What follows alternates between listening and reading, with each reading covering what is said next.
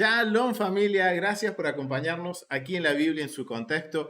Continuamos con el libro de Génesis. Estamos cubriendo ya las últimas porciones, ya es la última porción del libro de Génesis, los últimos capítulos que van desde el capítulo 47 hasta el capítulo 50, verso 26. 47, 28 al 50, 26. Bien, ya estamos terminando este libro. Estamos hablando sobre la historia de José. Termina ahora con José también y Jacob, la muerte de Jacob y la muerte de José. Y también vemos en esta última porción la bendición que le da Jacob a los hijos de José, a Efraín y Manashe, en donde hay algo bien interesante que sucede en el capítulo 47 del verso 27 en adelante, cuando Jacob bendice a los hijos de José. ¿Qué sucede? Los adopta. El vocabulario que usa Jacob es un vocabulario de adopción, en donde ahora Efraín y Manasés van a ocupar el lugar de José a la hora de la distribución de la tierra. Y le da una bendición, y que podemos ver que es la misma bendición que recibió Jacob de parte de su padre Isaac y de que Isaac recibió de Abraham. O sea, es el mismo pacto, la misma promesa que se hizo. Es bien interesante ver ahora este concepto de la adopción en la historia de José y de sus hijos con Jacob, que en el ciclo pasado pudimos trazarlo a cómo funciona esto en nuestra relación con Dios. Y eso por eso yo los invito a que vayan y vean el estudio que hicimos por el ciclo pasado, que se llama La adopción en contexto. Bien, yo les voy a dejar el enlace abajo en la cajita de descripciones del video para que lo puedan ver y poder también complementar con lo que vamos a ver hoy, que no nos vamos a enfocar en el capítulo 47, sino que nos vamos a enfocar en el capítulo 50, familia. Vamos a ir al capítulo 50, desde el verso 1 hasta el verso 26, el que vamos a tomar como precedente bíblico para iniciar el estudio de esta semana. Bien, vamos a hablar sobre el capítulo 50 del libro de Génesis. Me gustaría que mi hermano Gilberto pudiera leer el capítulo 50 del verso 1 al verso 14, vamos a leer, para que tengamos un contexto y empezar a estudiar la porción de esta semana, que hay mucho que quisiera compartirles y analizar que podamos aplicar a nuestras vidas. Así que invito a mi hermano Gilberto para que pueda hacer la lectura de Génesis capítulo 50 del verso 1 al 14. Ok, muy bien. Bueno, dice así. Joseph se echó sobre el rostro de su padre, lloró sobre él y lo besó. Y ordenó Joseph a sus siervos médicos que embalsamaran a su padre, y los médicos embalsamaron a Israel. Y se requerían 40 días para ello, porque este es el tiempo requerido para el embalsamiento. Y los egipcios lo lloraron 70 días. Y cuando pasaron los días de luto por él, habló Joseph a la casa del faraón, diciendo: Si he hallado ahora gracia ante vuestros ojos, les ruego que habléis a Faraón diciendo: Mi padre me hizo jurar diciendo: He aquí voy a morir en el sepulcro que cavé para mí en la tierra de Canaán. Allí me sepultarás. Ahora pues te ruego que me permitas ir a sepultar a mi padre, y luego volveré. Y Faraón dijo: Sube y sepulta a tu padre como él te hizo jurar. Entonces Joseph subió a sepultar a su padre, y con él subieron todos los siervos del faraón, los ancianos de su casa y todos los ancianos de la tierra de Egipto, y toda la casa de Joseph y sus hermanos, y la casa de su padre. Solo dejaron a sus pequeños, sus ovejas y sus vacas en la tierra de Gosén. Subieron también con él carros y jinetes, y era un cortejo muy grande. Cuando llegaron hasta la era de Atad, que está al otro lado del Jordán, hicieron allí duelo con una grande y dolorosa lamentación. Y Joseph guardó 7 días de duelo por su padre. Y cuando los habitantes de la tierra, los cananeos, vieron el duelo de la era de Atad, dijeron: Este es un duelo doloroso de los egipcios. Por eso llamaron al lugar Abel Misrayim, el cual está al otro lado del Jordán. Sus hijos, pues, hicieron con él tal como les había mandado, pues sus hijos lo llevaron a la tierra de Canaán y lo sepultaron en la cueva del campo de Macpela, frente a Mamre, la cual Abraham había comprado de Efrón y Tita, junto con el campo para posesión de una sepultura. Y después de sepultar a su padre, Joseph regresó a Egipto, él y sus hermanos, y todos los que habían subido con él para sepultar a su padre. Amén. Gracias, mi hermano. Muchísimas gracias.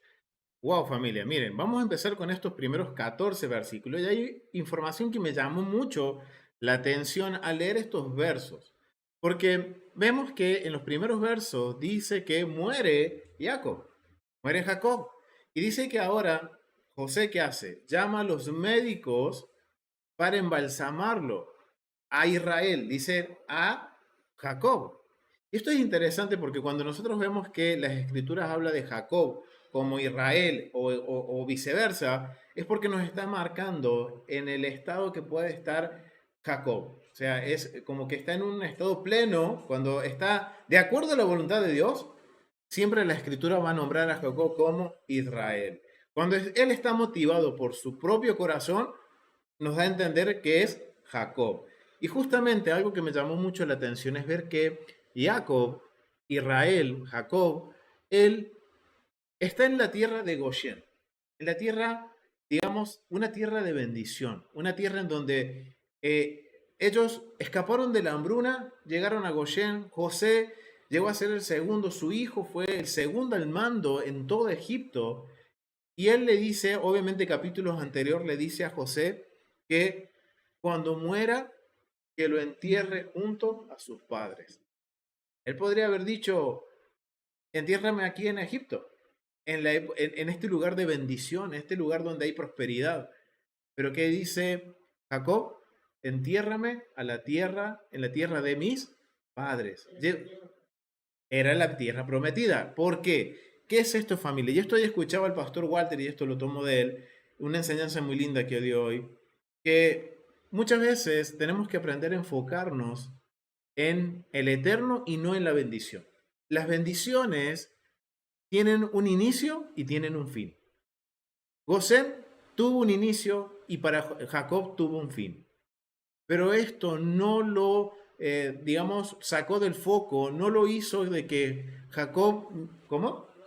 No lo distrajo, exactamente, no lo distrajo de la promesa que Dios había dado. Y Jacob tenía muy en claro, miren la madurez de Jacob, que él tenía muy en claro que sí, José era una bendición, que José haya llegado a ser el segundo al mando era una gran bendición, pero la bendición mayor era la que el Eterno le había dado. Entonces no hay distracción, y eso es algo que podemos aprender, que muchas veces las bendiciones nos distraen. Muchas veces pensamos que las bendiciones son en ese momento y nos aferramos a las bendiciones, pero son pasajeras, porque la bendición termina y ¿qué pasa con nosotros cuando nos aferramos a esa bendición? Por ejemplo, tengo hambre, que yo tengo un pedazo de pan en mi mano, es una bendición, ¿no es cierto? Me lo como, me satisface el hambre. ¿Qué sucede después? Tengo de vuelta hambre. La bendición pasó. Pero esto no nos tiene que desenfocar de la bendición más grande que Dios nos ha dado, que es la bendición, la vida eterna. El poder regresar a su presencia, de poder tener una vida en exactamente la promesa de la vida eterna. Y que más que nada, de poder tenerlo a Él como nuestro proveedor, como nuestro sustentador. Que cuando tengo una necesidad, Él acude y que muchas veces no lo vemos. Él está oculto. Entonces, esto me llamó mucho la atención porque Jacob tenía esa madurez espiritual a la cual nosotros tenemos que apuntar. Porque muchas veces pasa que las bendiciones vienen, nos distraen y nos olvidamos del Eterno. Y muchas veces cuando estamos en bendición, no agradecemos al Señor. O por ahí agradecemos, sí, porque es fácil. Pero cuando no hay bendición, ¿agradecemos al Señor? Es difícil. Pero tenemos que ser agradecidos con el Eterno todo el tiempo. Porque algo que hemos estado aprendiendo durante todo este ciclo, de lo que vamos de este ciclo y parte del ciclo pasado, es que Dios está en control de todo. Lo que es bueno para mis ojos y lo que es malo para mis ojos, Él está en control. Y si lo permite es por algo. Ya sea una bendición o que sea una consecuencia de algo que yo hice, pero es porque Él es un Padre bueno y como todo padre disciplina a sus hijos. Y eso me llamó mucho la atención. Y no solo eso, sino que al ver también el contexto, Me llama la atención que José embalsama a su padre. Y cuando nosotros vamos al capítulo 50 y leemos, después vamos a leer el verso 26, José también es embalsamado. Ahora la pregunta es, ¿por qué? ¿Por qué creen que acuden a esta técnica de, podemos decir, mortuoria o de preparación de los cuerpos? Exactamente, es algo de los egipcios. Exactamente, no es hebreo. Pero recuerden una cosa que tenemos que tener en mente en el contexto. La Torah era una cuestión, digamos, las leyes de Dios eran una cuestión familiar. No era que las leyes de una nación, como lo vemos en Éxodo, cuando empezamos a hablar, que es el próximo libro que empezamos a estudiar la semana próxima, el Eterno lo permita, como las leyes de una nación, sino que estamos viendo cómo ahora es una familia que está en una nación y obviamente tienen que seguir los protocolos de esa nación. Recuerden, los mandamientos de Dios hasta este momento son una cuestión familiar que pasa de generación en generación hasta la salida de Egipto del pueblo de Israel después de estar 80 años en esclavitud. Entonces, esto me llamó mucho la atención y empecé a buscar un poco de información con respecto al contexto que quiero compartirles. ¿Por qué embalsaman los cuerpos?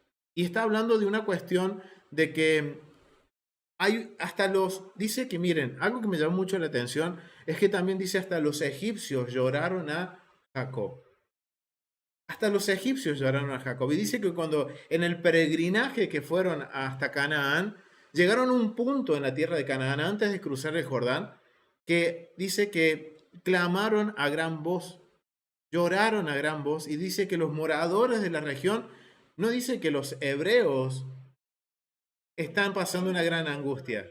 Miren lo que dice en el verso 11, dice que, y viendo dice, y viendo los moradores de la tierra, los cananeos, el llanto en la era de Atab, dijeron, no dijeron, llanto grande es de los hebreos, llanto grande es el de los egipcios, dice. No dice, el llanto grande es de los, podemos decir, de la familia de Jacob. Recuerden que Jacob, en la tierra de Canaán, ellos eran podemos decir, peregrinos. Ellos estaban ahí, estaban como extranjeros, eran gente muy conocida, eran gente digamos, mucho dinero, pero ellos nos están diciendo, los moradores de la tierra, llanto grande es de la familia de Jacob, sino que está diciendo, llanto grande es de los egipcios. Por esto fue llamado el nombre Abel Mizraim, que está al otro lado del Jordán. Wow, y esto me llamó mucho la atención porque esto denota que la bendición que hubo a través de José para su familia y cuál fue el reconocimiento que tuvo Jacob en la tierra de Egipto. ¿Por qué? Porque miren lo que dicen los comentaristas y vamos a ir desglosando un poquito todo lo que es el tema de lo que es podemos decir, el contexto cultural. El contexto cultural de lo que fue el embalsamar cuerpos en Egipto. ¿Por qué lo embalsaman? ¿Por qué era una costumbre? ¿Y por qué permite José que lo haga? Esto es bien interesante. Recordemos ¿qué dice Jacob? Que lo entierren en la tierra de sus padres. O sea que desde Egipto había que hacer un viaje a pie o a lomo de animal por todo el desierto del Sinaí hasta llegar a Canaán. Es un viaje que demora aproximadamente entre 3 a 6 meses de recorrido. Ahora tenemos una pequeña luz del por qué se dice del embalsamamiento. Recuerden que estos cuerpos tenían que cruzar el desierto del Sinaí. Y cruzar este desierto obviamente haría que el cuerpo se descomponga más rápido. Estoy hablando, digamos, biológicamente, pero vamos a ir un poquito al contexto. Recuerden, esta es la metodología de estudio que estamos usando. En principal la estamos usando en este caso en la escalera, porque estamos investigando sobre el contexto cultural, el contexto del capítulo y del versículo que estamos analizando, que dice que José embalsama a su padre, que llama a los médicos para que embalsamen a su padre, y después en el verso 26 dice que José también fue embalsamado. Entonces, vamos a leer lo que dice, esto lo tomo del comentario Zondervan del contexto cultural del libro de Génesis, y miren lo que dice. El embalsamamiento servía para preservar el cuerpo del difunto. Pero en Egipto la razón para hacerlo implicaba mucha teología. O sea, ¿qué quiere decir? En sí, el embalsamamiento, no el ritual, sino podemos decir acá, el acto de preservar, el hecho, la acción de embalsamar, simplemente sirve para preservar un cuerpo difunto. Pero en Egipto, como todo sucede en el antiguo Medio Oriente, tenía un contexto místico. Había algo que los rodeaba con sus dioses. Obviamente, el preservar el cuerpo para que pudiera ser, miren, la mentalidad del egipcio era preservar el cuerpo para que pudiera ser rehabilitado por el espíritu Ka en el más allá. Nada en el texto sugiere, miren, y esto es algo que los comentaristas hacen énfasis, que nada en el texto, si yo leo en lo literal del texto, nada en el texto sugiere que José o su familia hubieran adoptado el complejo teológico o la cosmovisión de los egipcios a la hora de manipular un cuerpo, un muerto, de la vida después de la muerte del antiguo Egipto, con su énfasis en rituales, hechizos u otro tipo de magia. Esto es algo que tenemos que aprender, familia, a tomar lo que dice literal las escrituras y ver el contexto, porque dice el acto de embalsamar. No dice que participaron de todos los rituales que en Egipto se hacía con el embalsamamiento de un difunto, sino que dice lo embalsamaron, punto. No dice que la familia de José adoptó toda esta teología, toda esta cuestión mística de los egipcios. Y eso es algo que va a marcar un precedente a la hora de entender el por qué los cuerpos son embalsamados. Los médicos a los que hace referencia son probablemente sacerdotes mortuorios que eran los expertos en las técnicas de embalsamamiento, ya que preparaban el cuerpo no solo físicamente para la tumba, sino espiritualmente para la vida después de la muerte. Eso es la función de los sacerdotes que eran médicos, pero acá dice que él llamó a los médicos. Obviamente esto nos está denotando que no los llama por la cuestión religiosa, podremos decirlo, espiritual, sino por la cuestión médica, por la cuestión de que ellos eran los únicos que sabían cómo embalsamar un cuerpo para preservarlo. Y tiene lógica. ¿Por qué? Porque este cuerpo tenía que ser preservado para poder trasladarlo durante un camino de aproximadamente 6 meses hasta llegar a Canaán. La evidencia del embalsamamiento se remonta alrededor del año 2600 antes de la era común. El principal agente utilizado en el proceso de embalsamamiento es el natrón. Ahora la pregunta es, ¿qué es el natrón? El natrón es un compuesto químico de sales que es como una especie de bicarbonato de sodio mezclado con cloruro de sodio. O sea, es una mezcla de sales que hace que el cuerpo se deshidrate, que elimine podemos decir, todos los líquidos. O sea, vemos que está hablando de preservar el cuerpo. Exactamente, de preservar el cuerpo, de sacar toda la humedad del cuerpo para evitar que la descomposición, en este caso, entendemos que hay un viaje de por medio de aproximadamente 6 meses hasta la tierra de Canaán. Quizás puede ser más. Recuerden que era una multitud que salió acompañando a José y al cuerpo de Jacob para llegar a la tierra prometida. Que muchos egipcios salieron. A tal punto, miren la cantidad de egipcios que cuando clamaron en la entrada a la tierra prometida, los moradores de la tierra dijeron, gran llanto es este de los egipcios. No dijeron el llanto de Jacob. Esto es algo que a mí me llamó mucho la atención y que ahora los comentaristas nos van a dar un poco más de luz por qué sucede esto. Entonces, estamos viendo que uno de los elementos que se utilizaba en sí el embalsamar era deshidratar el cuerpo en las técnicas que se usaron en la época de José, que servía para secar el cuerpo después de que se extraían las vísceras importantes, que es lo que se descompone primero. Este proceso de deshidratación dura unos 40 días.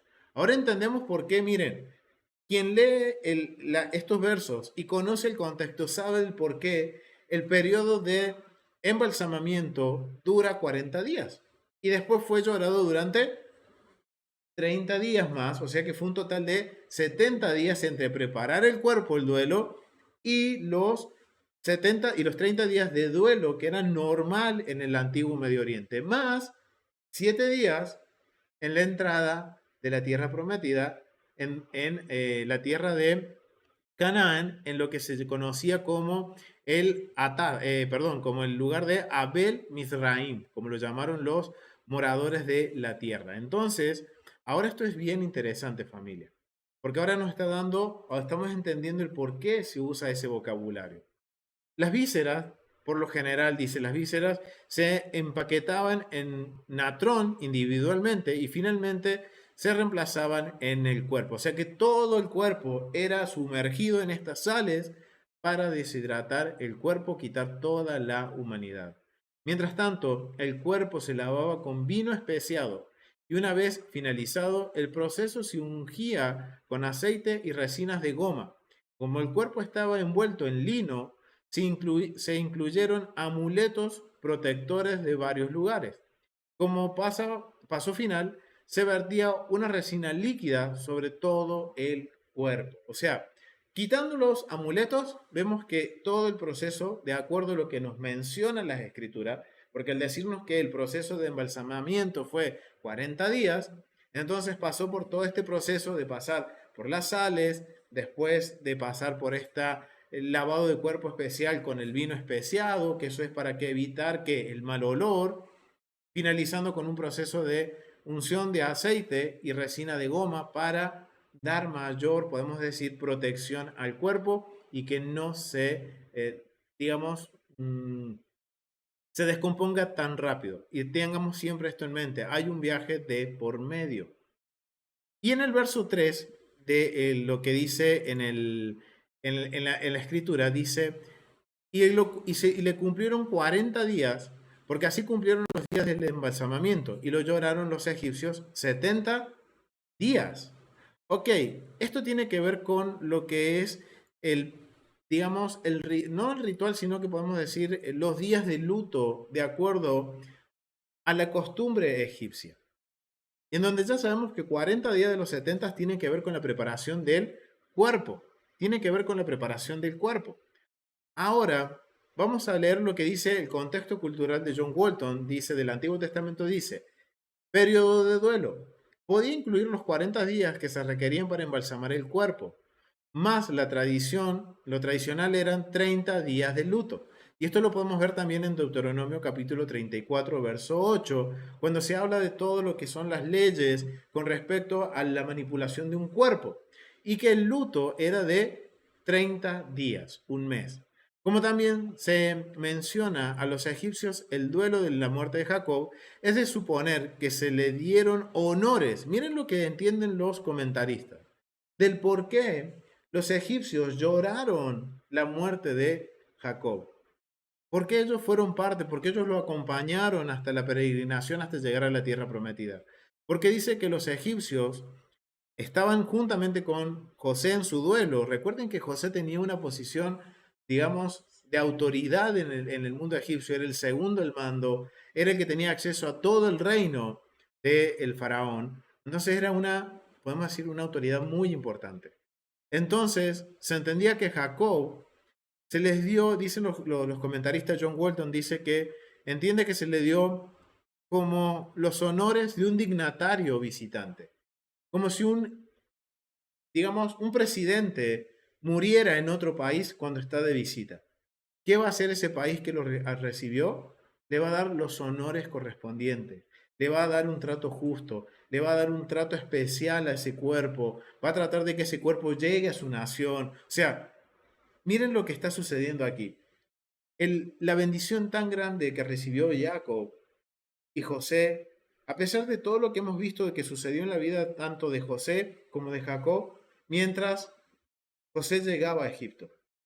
Recuerden que empezó toda la historia cuando José fue escogido por su padre como el que iba a sucederlo, quien iba a seguir con el linaje, o podemos decir con el legado de la familia del patriarcado. quien se iba a hacer cargo de la primogenitura. Y que a causa de eso, sus hermanos por celo lo venden y llega a Egipto, y en Egipto pasa y una y otra cuestión que la verdad que uno dice, la verdad, ¿cómo soportó José todo esto? Al igual sucedió con Jacob.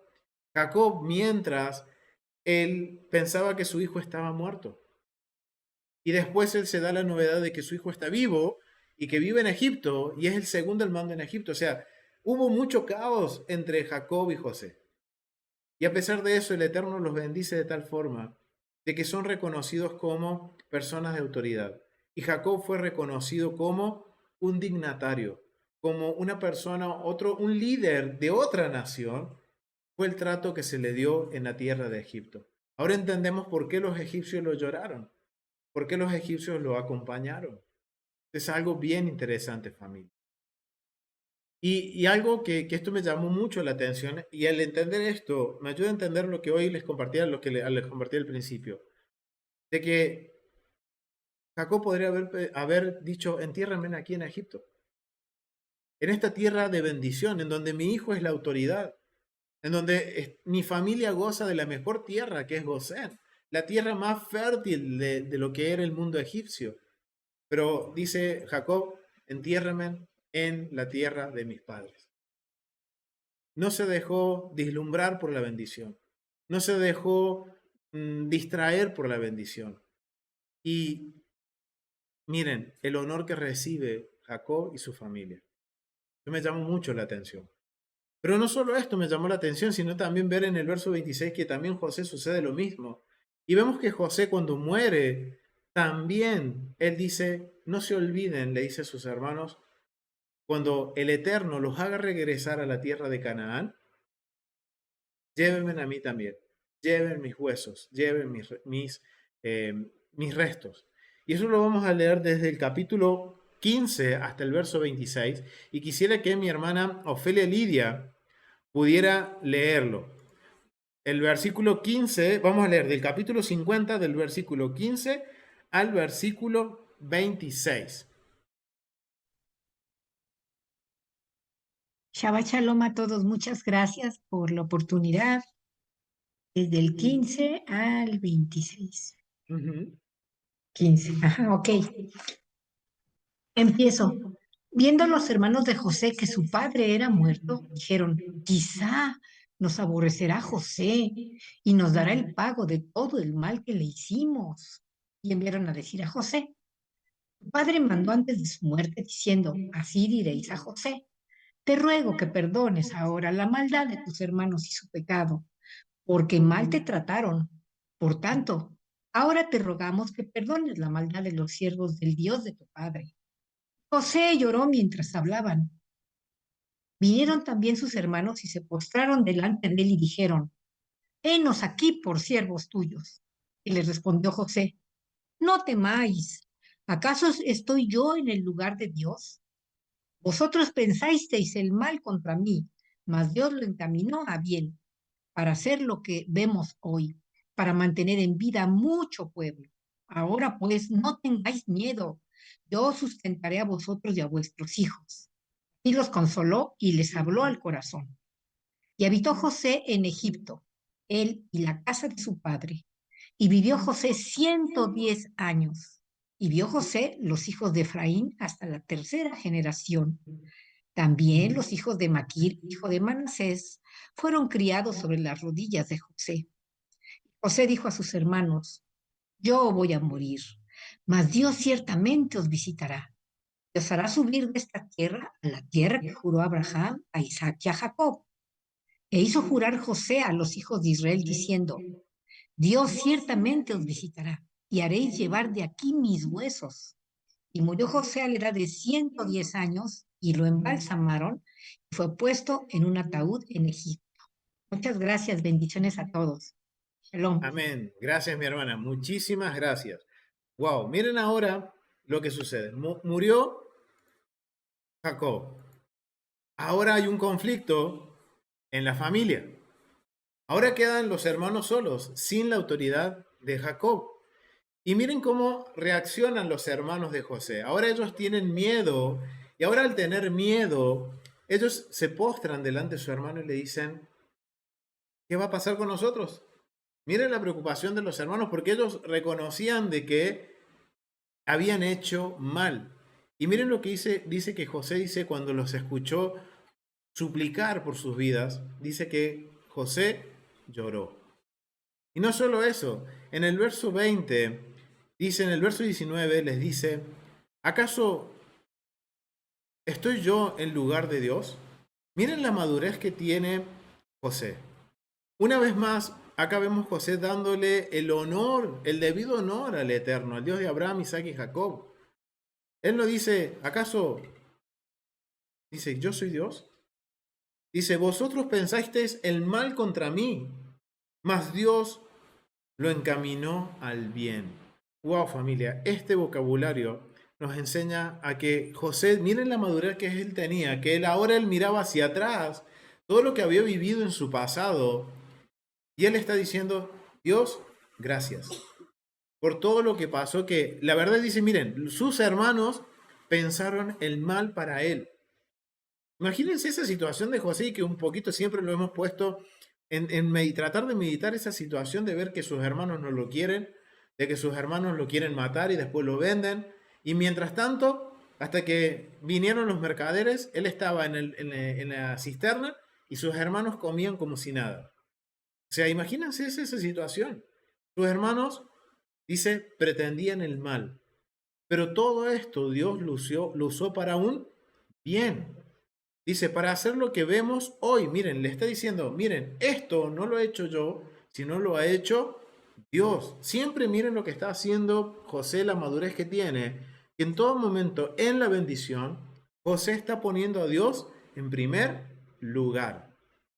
Diciendo, todo esto que ustedes ven ha sido porque Dios ha hecho todo nuestro pasado, lo ha usado para bien. Obviamente, ¿el Eterno pretendió que esto fuera así? No, recuerden, el corazón del hombre siempre va hacia el mal. Siempre, dice, las escrituras nos enseñan que el corazón del hombre se inclina al mal. La maldad viene del corazón del hombre. Pero esto no escapa de las manos del Eterno y todo el Eterno va a utilizarlo, tanto sea bueno o malo para nuestros ojos, Él lo va a usar para cumplir su propósito. ¿Y cuál fue el propósito? Miren lo que entiende. José dice que esto sirvió para mantener en vida a mucho pueblo, a traer salvación a las naciones y a la misma familia de José, a la misma familia de Jacob. Es algo bien interesante. Ver esto que siempre es la misma madurez espiritual que tenía Jacob. A pesar de la bendición, José tampoco quitó su mirada del Eterno, no lo distrajo el Eterno. Y en todo momento, podemos ver que José en todo momento también él glorificó al Eterno, hasta en los momentos más difíciles.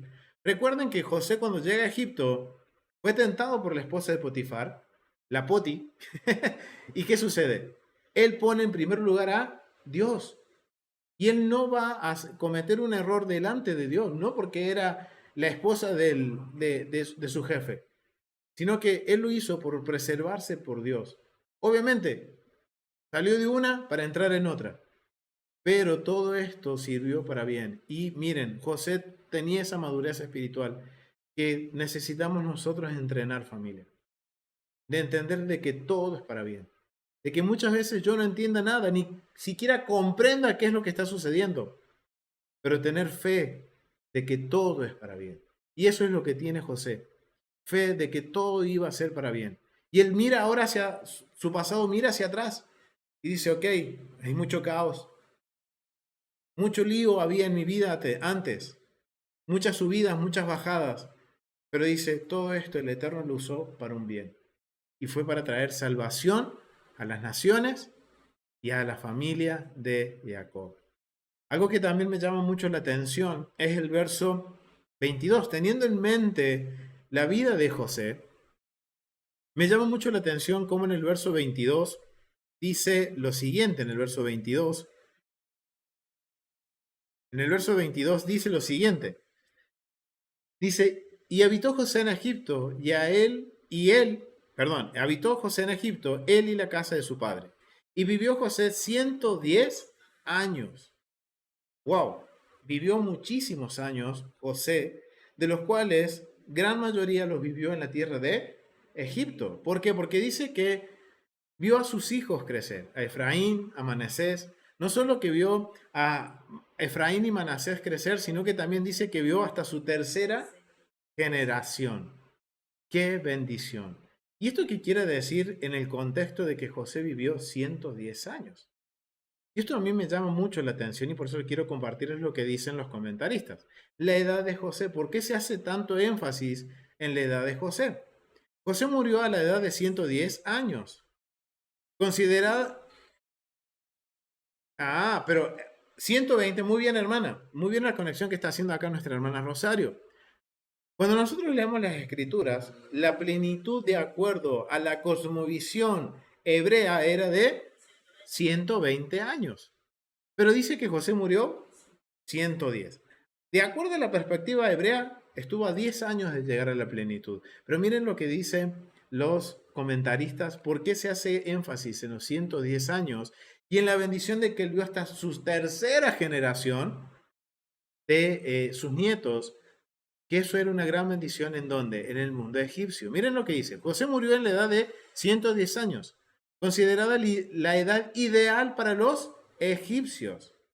El examen de las momias ha demostrado que la expectativa de vida en Egipto era entre 40 y 50 años. Y José llegó a una plenitud de 110 años. El uso de ataúd o sacrificio, sarcófago en la momificación era una práctica egipcia y no es israelita. Ok, vemos que cuando muere entonces José también se lleva la misma práctica, digamos, médica de embalsamar el cuerpo. Pero José es bien claro y le dice a sus hermanos, cuando yo muera y el Eterno los haga retornar a la tierra prometida, lleven mi cuerpo con ustedes. Lo mismo que dijo Jacob, la misma madurez. Esto nos enseña de que José tampoco se deslumbró por la bendición. Y eso que José fue, digamos que la tentación estaba ahí, el segundo al mando, el poder estaba ahí. Pero José dice, llévenme a la tierra prometida. Vamos entonces a ver aquí una cuestión de que dice que 110 años era la plenitud de la vida para los egipcios. Ahora, esto me llama a mí la atención, la plenitud de vida. Y yo quiero que me ayuden a entender este término. ¿Qué creen ustedes? Y a los hermanos que están en internet, pueden escribir en el chat qué significa la plenitud de vida. ¿Qué es la plenitud de vida? ¿Qué entendemos como plenitud de vida? A ver, familia, a ver los hermanos que están en el chat, acá nuestra hermana Rosario dice que consiguió todo, que fue bendecido. Ok, ok, eso es lo que entendemos como plenitud. Muy bien, acá nuestra hermana dice como que él tuvo todo. Nuestro hermano también dice acá, Héctor, muy bendecido. Ok, pero analizando la vida de José, ¿es una vida plena como creemos nosotros que significa ser una vida llena de salud? Muy bien, mi hermana, prosperidad, éxito y hijos. ¿Una vida plena?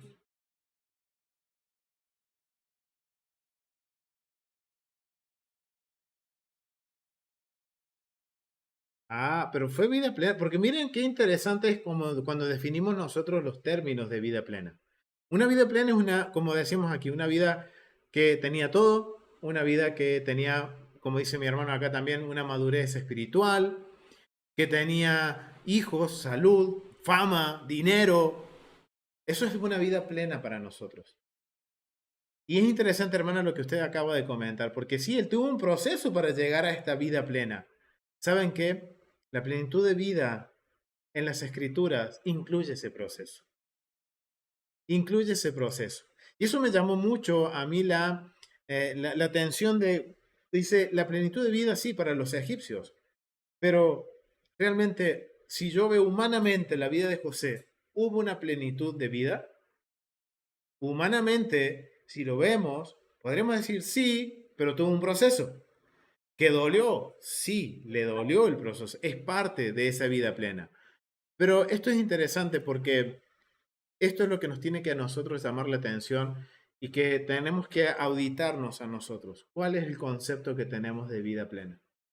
Porque muchas veces nosotros pretendemos llegar al eterno, a la vida con Dios y que todos nuestros problemas se solucionen y que todo es bendición y que todo es prosperidad. Familia, tenemos el ejemplo de la vida de José. Una vida plena es una vida con altos, con bajos, con alegrías, con sufrimiento, con necesidad, con abundancia. ¿Y esto cómo lo sabemos? Miren, familia.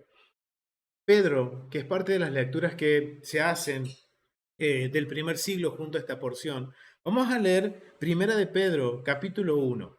Me gustaría que la familia Pelo pudiera leer Primera de Pedro, capítulo 1,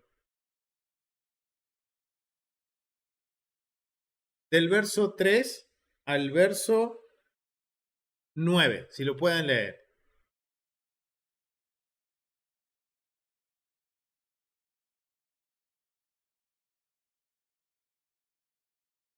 Se desconectaron mis hermanos. Bueno, Daisy León, ¿puedes leerlo? Sí, señora. ¿Me recuerdas cuál es? Perdóname. Es Primera de Pedro, capítulo 1, del verso 3 al 9. Espérame que se me cerró. Espérame un segundo.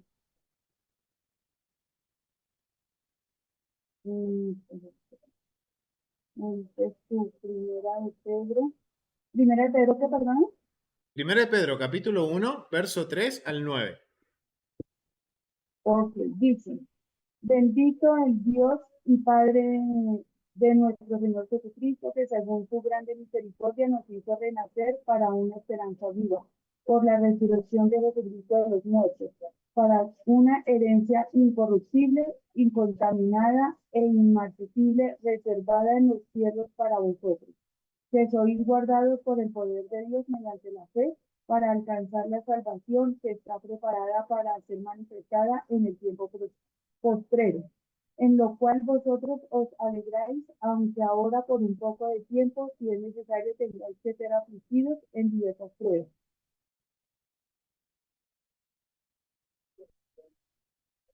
Hasta el 9, mi hermana. Perdóname.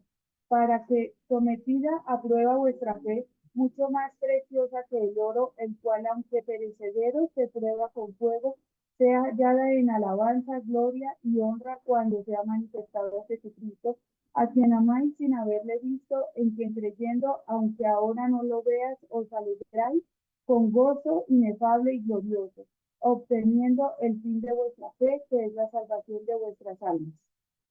Amén. Gracias, mi hermana. Miren lo que para Pedro es la plenitud de la vida. La plenitud de la vida podríamos entender lo que es obteniendo el fin de vuestra fe, que es la salvación de vuestra alma. Wow, familia, si nosotros queremos definir qué es la vida plena de acuerdo a la Biblia, en sí sería lo que Pedro nos está diciendo. Que por vuestra fe, que al obtener nuestra fe, dice que por fe, dice, mediante nuestra fe alcanzaremos la salvación que está preparada para ser manifestada en los tiempos postreros. O sea, ¿cuál tiene que ser nuestra plenitud de vida? De que tengamos la bendición de poder abrir nuestros ojos delante del Eterno cuando todo sea restaurado.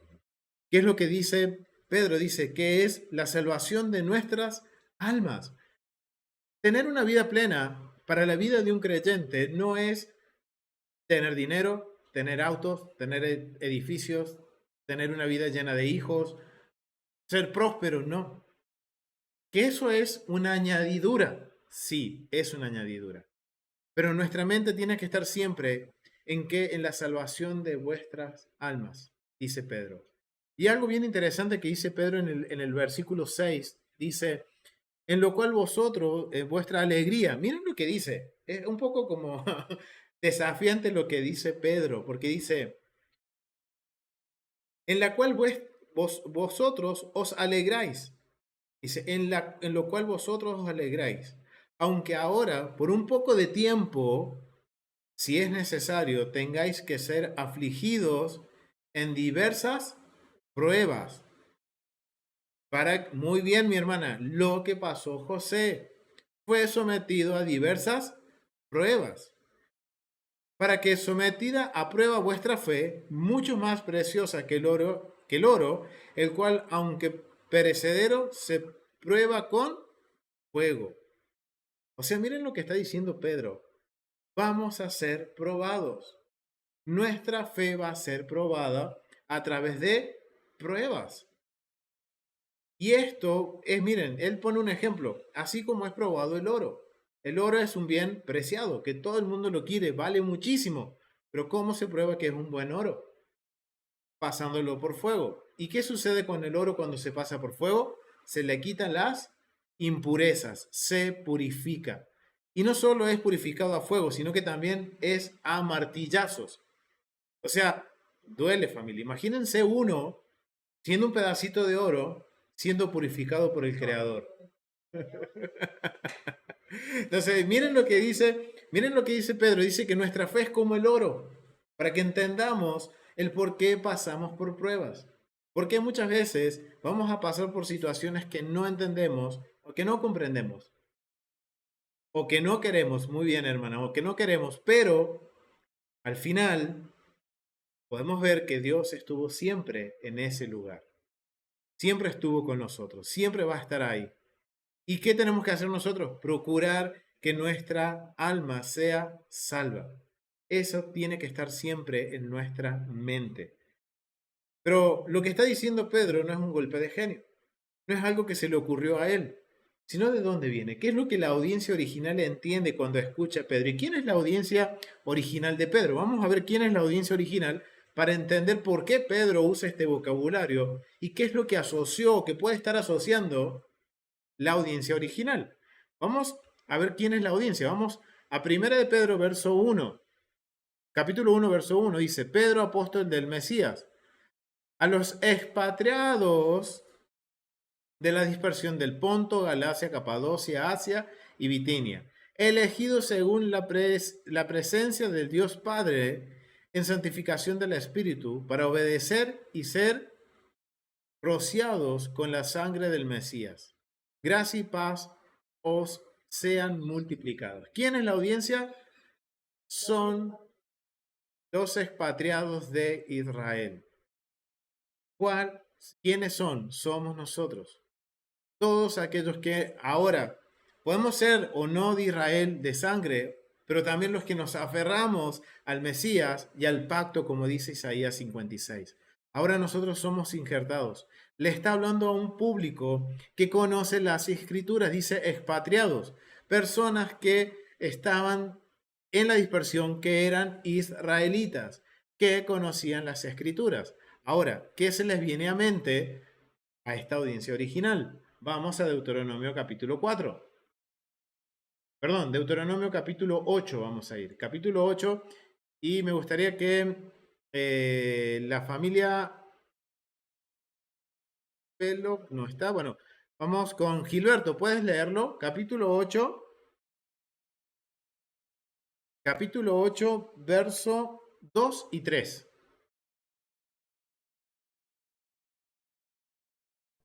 Ok, ahí voy.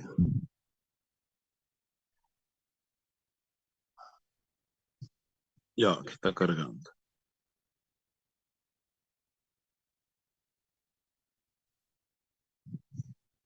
Ok. 2 y 3, ¿no? Exactamente, sí, mi hermano. Bueno, dice, y te acordarás de todo el camino por donde el Señor tu Dios te ha traído por el desierto durante estos 40 años, para humillarte, probándote, a fin de saber lo que había en tu corazón, si guardarías o no sus mandamientos. Y te humilló y te dejó tener hambre y te alimentó con el maná que no conocías, ni tus padres habían conocido, para hacerte entender que el hombre no solo vive de pan, sino que vive de todo lo que procede de la boca del Señor.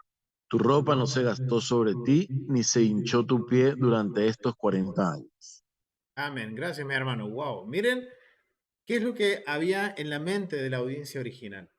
Cuando Pedro le dice van a ser afligidos por un poco más de tiempo, alégrense, familia, si nos dicen eso, ¿tenemos la madurez de alegrarnos a pesar de las pruebas? Es difícil, es algo difícil, familia, todo nos pasa, pero es algo que tenemos que entrenar, que tenemos que trabajar, que tenemos que esforzarnos, familia. Que miren, las escrituras no nos está ocultando nada, sino que nos dice, ok, van a ser probados. Si ustedes dicen creer en Dios, van a ser probados. Y vamos a pasar por aflicciones. Y Pedro lo entendía de esto.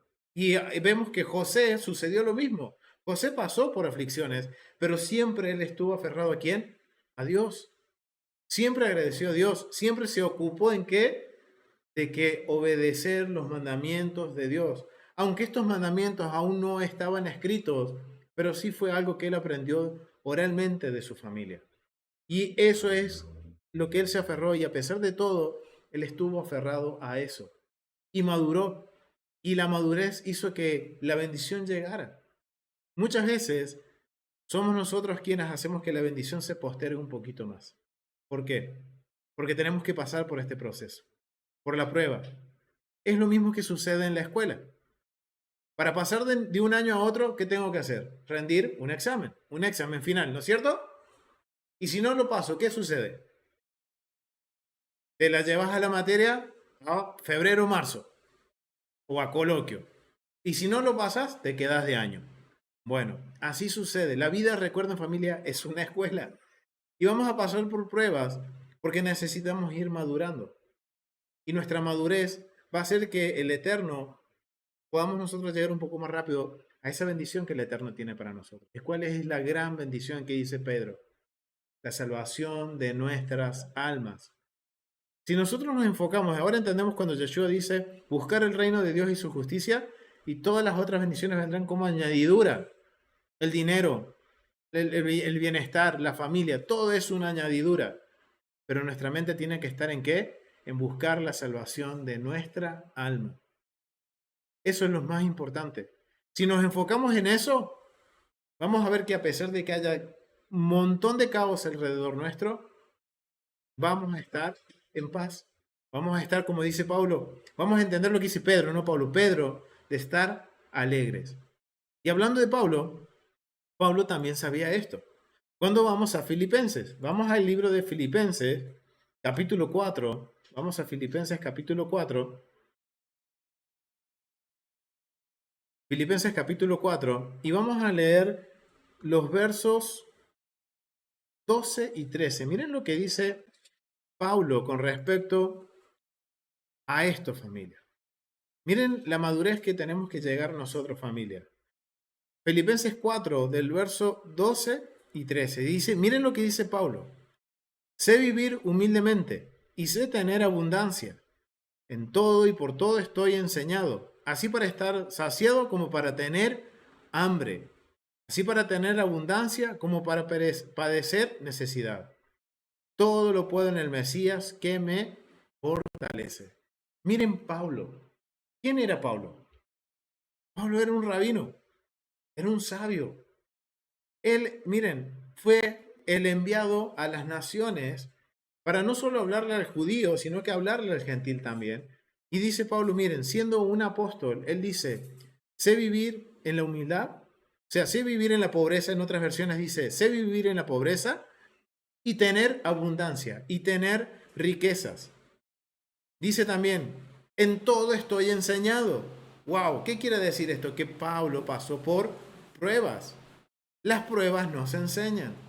Muchas veces, familia, si estamos pasando por momentos de estrechez, de apretón en el bolsillo, muy probable que es porque tenemos que aprender a vivir tanto en la abundancia como en la necesidad, como dice Pablo. Dice, miren, Pablo mismo, el Rab Shaul, miren lo que dice.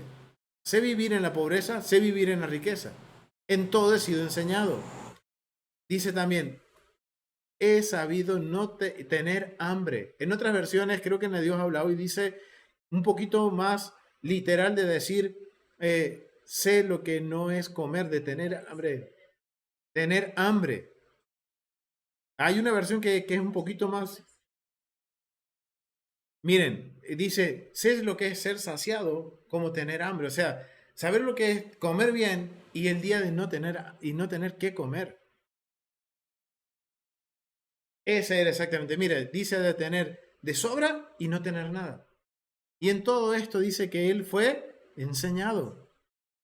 Dice, así para tener abundancia como para perecer necesidad.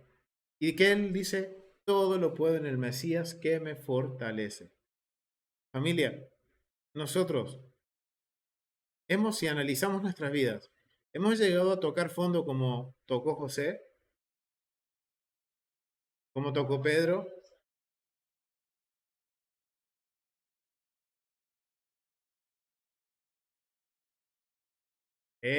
Buen punto acá, mi hermana dice, hemos tocado fondo, sí, pero eso es de acuerdo a nuestra perspectiva. Porque si nosotros lo analizamos de acuerdo a lo que vivió José, vamos a tomar porque estamos en la porción hablando de José. Si yo miro hacia atrás, ¿yo he pasado lo que pasó José? ¿Lo soportaría? No, la verdad yo humanamente sería difícil soportarlo. Sí, mira, hemos pasado muchas cosas que quizás para nosotros es tocar fondo, pero es algo muy interesante que acaba de decir mi hermana, es saber cómo salir de ese pozo. Y lo que nos está enseñando Pedro, lo que nos está enseñando Pablo, lo que nos enseña José diciendo que poniendo a Dios en primer lugar en todo, que tanto todo lo que para nosotros es bueno o malo, todo está sujeto al Eterno. Y que muchas veces vamos a pasar por estas situaciones que quizás no vamos a entender. Yo me imagino a Pablo pasando hambre, siendo un apóstol, y no entendiendo y diciendo, ok, me toca, tengo que aprender a lidiar con esto y aprender a pasar esta prueba, porque es una prueba, porque ¿qué dice el Eterno? Nos va a probar ¿para qué? Para probar nuestro corazón si vamos a obedecer los mandamientos o no. Es fácil agradecer al Eterno cuando todo nos va bien, pero es difícil agradecer al Eterno cuando todo nos va mal. Y el Eterno que quiere que seamos agradecidos todo el tiempo. Tenemos que aprender a ser agradecidos. De esa forma vamos a lograr esa alegría que dice Pedro, de que vamos a tener angustia, sí, por un breve tiempo. ¿Por qué va a ser breve? Porque nuestra mirada no está en las cosas materiales, sino que está en la salvación de nuestra alma. Entonces, lo que suceda hasta ese punto va a ser pequeño y vamos a estar alegres, como dice Pablo, en la abundancia, en la humildad, con hambre, sin hambre, con comida, sin comida, voy a estar alegre, porque sé que hay un Dios que está en control de todas las cosas. ¿Y saben qué? Hasta en el final de los tiempos, Yeshua da este mensaje a una de las iglesias en Apocalipsis. Vamos a Apocalipsis, capítulo 2. Vamos a Apocalipsis capítulo 2 y vamos a leer del verso 8 al 11. Y quiero invitar a mi hermano Felia Lidia que lo pueda leer. Y claro que sí. Y escribe el ángel de la iglesia en Esmirna, el primero y el postrero, el que estuvo muerto y vivió, dice esto: yo conozco tus obras y tu tribulación y tu pobreza, pero tú eres rico, y la blasfemia de los que se dicen ser judíos y no lo son, sino sinagoga de Satanás. No temas en nada lo que vas a padecer. He aquí, el diablo echará a algunos de vosotros en la cárcel para que seáis probados, y tendréis tribulación por 10 días. Sé fiel hasta la muerte y yo te daré la corona de la vida. El que tiene oído, oiga lo que el Espíritu dice a las iglesias. El que venciere no sufrirá daño de la segunda muerte. Gracias, Shalom. Gracias, mi hermana Shalom. Miren lo que dice Juan en el libro de Apocalipsis. Es la carta a una de las iglesias que está en el mundo asirio, que es Esmirna. Y le dice el verso 9, dice, yo conozco tus obras. ¿Saben a qué me hace acordar eso? A Santiago. Conocerás mi fe por mis obras. Haciendo mención a qué? A los mandamientos de Dios. O sea, podemos entender que cuando se habla, conozco tus obras, está hablando de que esa comunidad, esa iglesia, vivía de acuerdo a los mandatos y estatutos y leyes y preceptos, como vivió Abraham, como vivió Isaac, como vivió Jacob, como vivió Yeshua, así vivía esta comunidad de Esmirna. Y dice, yo conozco tus obras. Y dice que tribulación y tu pobreza.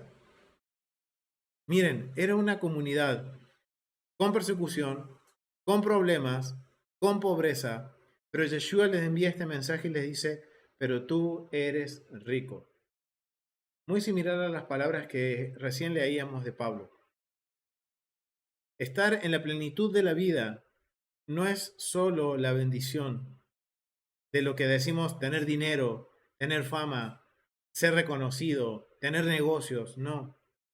Recuerden que la plenitud de la vida para las Escrituras podemos entenderlo como la salvación de nuestra alma. Y les dice Yeshua, pero ustedes son ricos. Versos 10 dice, fuiste probados, para que seáis probados. Dice que fueron echados en la cárcel. Similar a José, fue echado a la cárcel. ¿Con causa justa? No. Fue toda una mentira por la cual José terminó en la cárcel por segunda vez. ¿Qué dice aquí? Dice que van a ser llevados a la cárcel. ¿Para qué? Para ser probados. Y tendréis tribulación por 10 días. ¿Qué dice el Mesías? Sé fiel hasta la muerte y te daré la corona de la vida, la salvación, familia. Y recuerden que salvación tiene que ver con el retorno no solo a la tierra prometida, sino que retornar al jardín del Edén, a la perfección, a volver a ese cosmos perfecto que el Eterno ha hecho, ese mundo perfecto que lo podemos leer en Génesis capítulo 1 y capítulo 2. Y miren lo que le dice Yeshua a esta comunidad. Sé fiel hasta la muerte. No importa lo que suceda. No importa las pruebas que pases. Sé fiel hasta la muerte. Si crees en Dios, aférrate a Dios. No importa lo que esté sucediendo en tu vida. Aférrate a Dios. Busca de su presencia. Familia, muchas veces pasamos por estas tribulaciones. Cada uno tiene su tribulación. Unos a cuestión económica, otros en cuestiones familiares, otros en cuestiones de salud. Pero todo esto sirve ¿para qué? Para despertarnos, familia. Porque cuando está todo bien, es donde menos buscamos al Señor. Solo decimos, gracias Señor porque me diste esto. Gracias Señor. Pero, ¿qué sucede? Empieza nuestra mirada a desviarse por culpa de la bendición. ¿Y qué dice aquí? Vamos a ser probados. Sabemos que vamos a ser probados. ¿Por qué? Porque el Padre nos está disciplinando, nos está enseñando, según lo que dice Pablo, todo esto me enseña y que mi mirada tiene que estar siempre en la corona de vida. Y dice, sé fiel hasta la muerte. No importa lo que sucede. Ahora, si yo analizo estas palabras y lo veo con la vida de José, ¿José fue fiel hasta la muerte? Sí, fue fiel hasta la muerte. ¿Por qué? Porque desde que llegó a Egipto, él le dio el lugar al Eterno. Él obviamente habrá tenido sus preguntas, sus por qué, sus momentos de angustia, así como los tuvo Job. Cuando leemos Job, él también era un ser humano, quizás tenía esos momentos de lucha interna, pero a pesar de esos momentos de lucha, siempre glorificó al Eterno. José hasta la muerte glorificó al Eterno, y es más, llegó a la misma madurez que su padre Jacob y dijo, no me entierren en esta tierra, que es pasajera, porque entendían que la bendición es pasajera, lo material es pasajero. Llévenme a la tierra prometida. No se olviden de mí. Llévenme a la tierra. Y esto es algo bien interesante, familia, porque quiero que volvamos a Génesis y vamos a ir al capítulo 49. Vamos a ir a Génesis, capítulo 49, porque es interesante cómo ahora Jacob, ahora con toda esta introducción, vamos a poder entender por qué Jacob bendice a José de la siguiente forma. Vamos al capítulo 49, verso 22 al 26. Dice, rama fructífera es José, rama fructífera junto a una fuente, cuyos vástagos se extienden sobre el muro. Wow, familia, Salmo 1, ¿qué dice? Dice algo similar. Bienaventurado el hombre que medita en la ley de Adonai, en los mandamientos de Dios, y será plantado junto a las aguas de vida. Y sus ramas no caerán, y su fruto se dará a su tiempo. O sea, ahora entendemos de dónde viene el Salmo 101. Y ahora, perdón, el Salmo 1, no el Salmo 101, el Salmo 1. Miren lo que dice el Salmo 1. Y miren lo que también está diciendo aquí José, de José Jacob. O sea, si yo ahora pongo verso 22 y Salmo 1, ¿qué está reconociendo? ¿Qué podemos entender que está reconociendo Jacob? Que José, a pesar de estar en Egipto, de haber pasado por un proceso en el cual él, podemos decir, se veía como un egipcio, él meditaba en la ley de Dios, en la palabra de Dios. A pesar de las circunstancias que podemos ver humanamente negativas, Jacob está reconociendo que José, dice, fue una rama fructífera junto a una fuente, cuyos vástagos se extienden sobre el muro. O sea, como si tenemos en contexto el Salmo 1, podemos entender que le está diciendo, bienaventurado este José, que meditó en la ley de Dios en todo momento, en los momentos buenos como en los momentos no tan buenos. Vamos a seguir leyendo qué más dice la bendición a José. Verso 23. Le causaron amargura, le azotaron y lo aborrecieron los arqueros. Este vocabulario es un vocabulario de caos, familia. Un poco resumiendo la vida de José. ¿Le causaron amargura? Sí, le causaron amargura. ¿Lo azotaron? Sí, lo azotaron. ¿Lo aborrecieron? Lo aborrecieron. Mas su arco, dice, se mantuvo poderoso. ¿Y qué dice lo que leíamos en la congregación en Apocalipsis? Sé fiel hasta la muerte. Mantente firme hasta la muerte. Dice que su arco se mantuvo poderoso. Y los brazos de sus manos se fortalecieron por las manos del fuerte de Jacob. Por el nombre del pastor, la roca de Israel. ¿Quién es la roca de Israel? Es Yeshua el Mesías, que es preexistente desde la creación. Por el Dios de tu Padre, el cual te ayudará. Por el Dios omnipotente, el cual te bendecirá. Con bendiciones de los cielos de arriba, con las bendiciones del abismo que están abajo. Miren, familia, vocabulario de caos y cosmos. Las bendiciones de Dios vienen de arriba de los cielos, y lo que creía el mundo egipcio que era el inframundo. Jacob le dice, las bendiciones te vendrán de los cielos de arriba y también te vendrá de lo que en el mundo antiguo se conocía como el inframundo, con bendiciones de los pechos y del vientre. Las bendiciones de tu padre fueron mayores que las bendiciones de mis primogenitores. Hasta el término de los collados eternos serán sobre la cabeza de José y sobre la frente del que fue apartado de entre sus hermanos.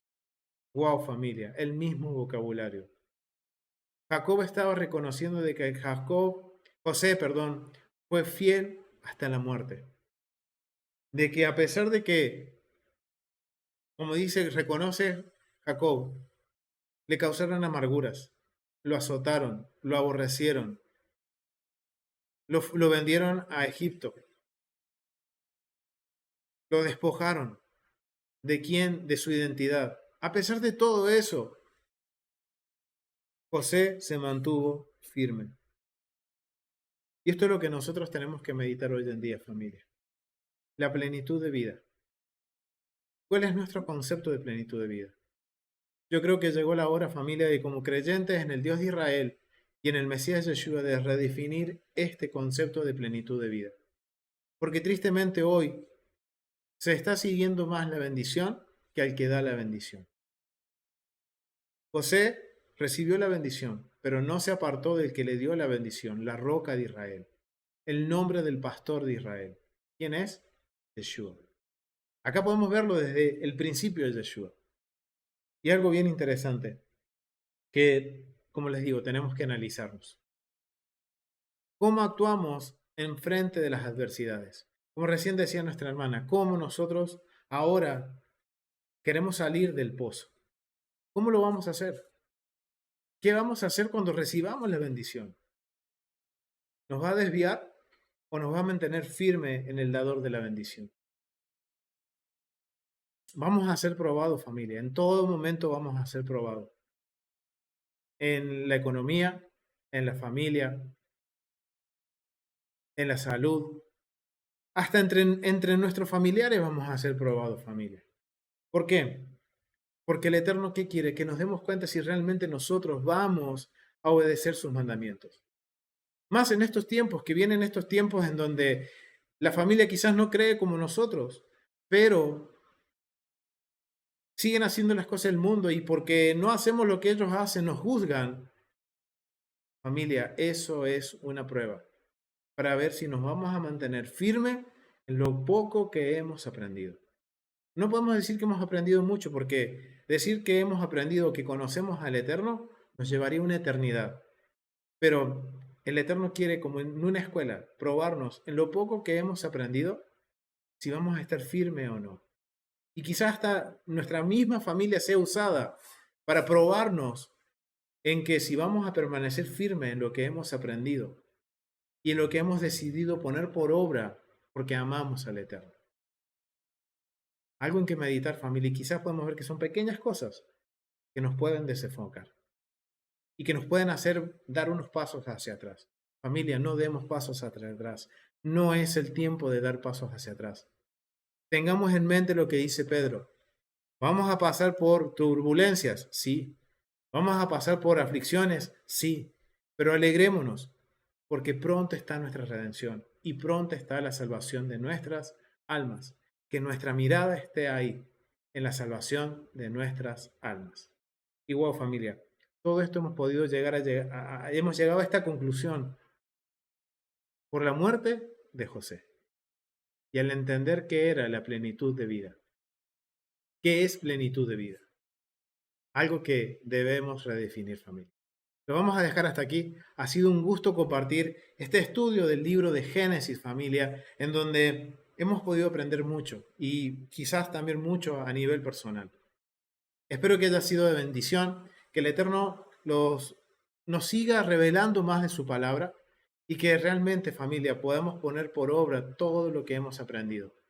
Que cada ciclo podamos seguir aprendiendo aún más. Y recuerden, muchas veces no voy a entender nada, pero tengo que tener fe de que todo es para bien, que todo va a ser para bien.